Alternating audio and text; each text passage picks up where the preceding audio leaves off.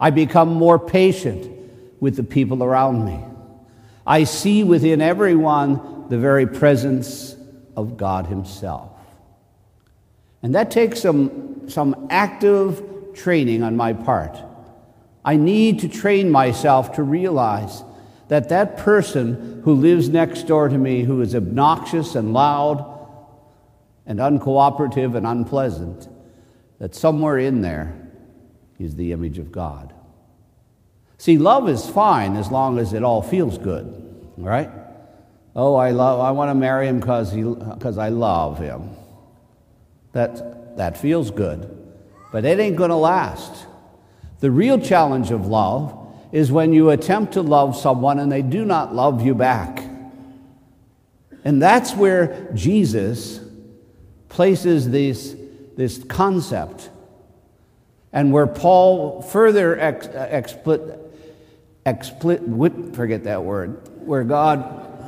Paul further explains and goes more deeply into the sense of love, that love is a progression. Yes, there are people I'm attracted to, and people I like being around. But that's not love. That's comfort. The real love comes when I am around people I do not like, that I do not feel attracted to. And Jesus takes that all the way to part of love is to love our enemies. Now, what does that mean?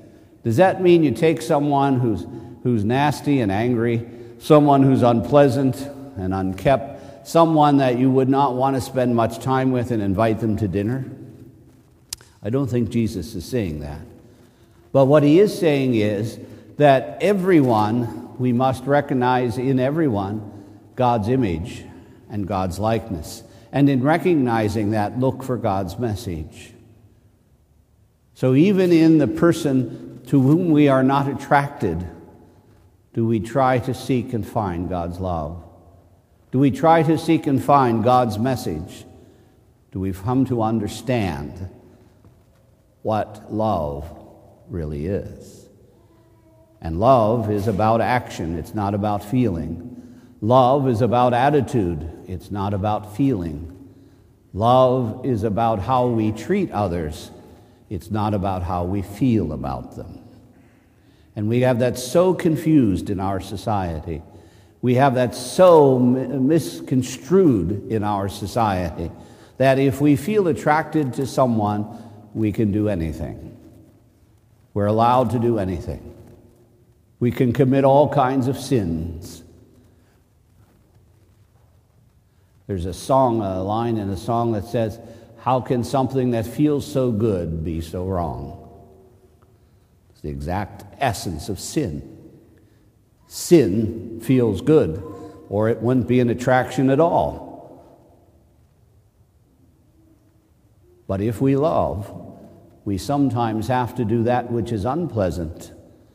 We have to see within the other the image of God, and be unwilling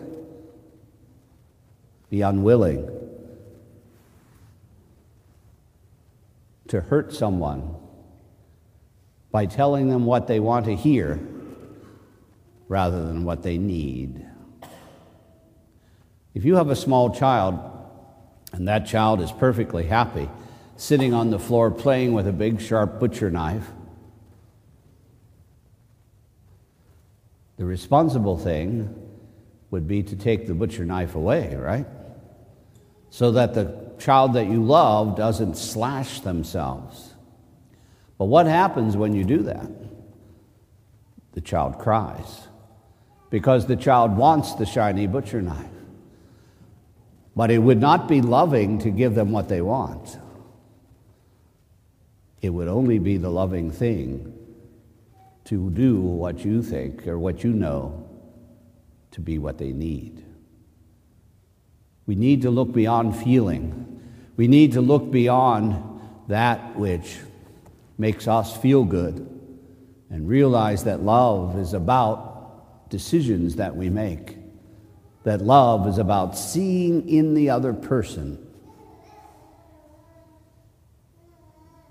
God's image and likeness.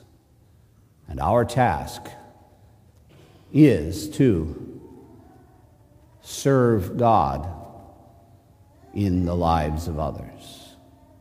So as you and I pray today, as you and I do what we need to do, if you're struggling in your relationships, if you're struggling with neighbors, if you're struggling with someone at work,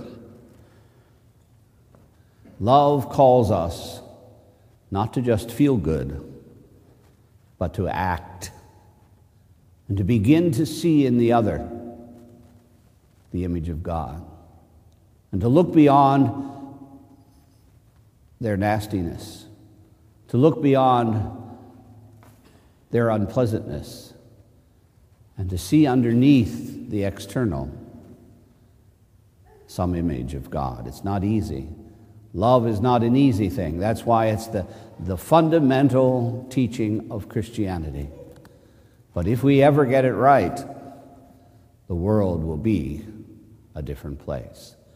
So let's pray this week that we can in some way experience true love, which is not based on our feelings, but based on the ability to discover God in the lives of others.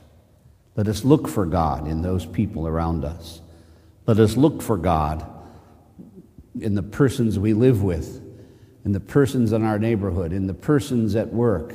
Let us look for God even in those people who are unpleasant. For somewhere in there is God. And somewhere in there is a challenge for us to love, not with our hearts, but with our minds, with our decision to seek God first, even in the lives of people we do not like. Love is a real challenge. It is very difficult. It has to be worked at. So today, let us work at it, and let us begin this journey of love, which challenges us to truly depend and to believe, to love even when we receive nothing back, to love even when it seems like we shouldn't. It's at those moments that we become most like Jesus, so that we, like Jesus, can say, "Forgive them, Father, for they do not know what they do." Love. It's a decision, not a feeling. Be at peace.